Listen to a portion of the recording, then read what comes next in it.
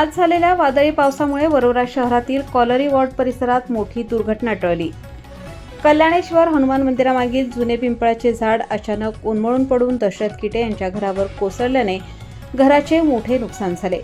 याशिवाय मंदा नेताम आणि गोविंदा बावणे यांच्या घरांचेही नुकसान झाल्याची माहिती समोर आली आहे। घटनेची माहिती मिळताच नगर परिषद प्रशासनाचे कर्मचारी आणि महसूल विभागाचे कर्मचारी तातडीने घटनास्थळी दाखल झाले। त्यांनी घटनास्थळाची पाहणी करून पंचनामा करण्याची प्रक्रिया सुरू केली।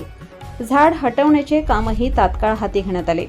वादळी वाऱ्यासह झालेल्या पावसामुळे अनेक वर्ष जुने असलेले पिंपळाचे झाड अचानक कोसळल्याने परिसरात काही काळ भीतीचे वातावरण निर्माण झाले होते। झाडाचा मोठा भाग दशरथ किटे यांच्या घरावर पडल्याने मोठ्या प्रमाणात नुकसान झाले, तर शेजारील मंदा नेताम आणि गोविंदा बावणे यांच्या घरांनाही फटका बसला। दरम्यान सामाजिक कार्यकर्ते संजय दानव यांनी नैसर्गिक आपत्तीमुळे नुकसान झालेल्या कुटुंबांना शासनाने तातडीने आर्थिक मदत आणि योग्य ती भरपाई द्यावी अशी मागणी केली आहे। संबंधित विभागाने पंचनामे पूर्ण करून नुकसानग्रस्तांना दिलासा द्यावा असेही त्यांनी म्हटले आहे। सुदैवाने या घटनेत कोणतीही जीवितहानी झाली नसल्याने मोठी दुर्घटना टळली। मात्र 3 कुटुंबांचे मोठे आर्थिक नुकसान झाल्याने प्रशासनाने त्वरित मदतीचा हात पुढे करावा अशी मागणी परिसरातील नागरिकांकडून करण्यात येत आहे।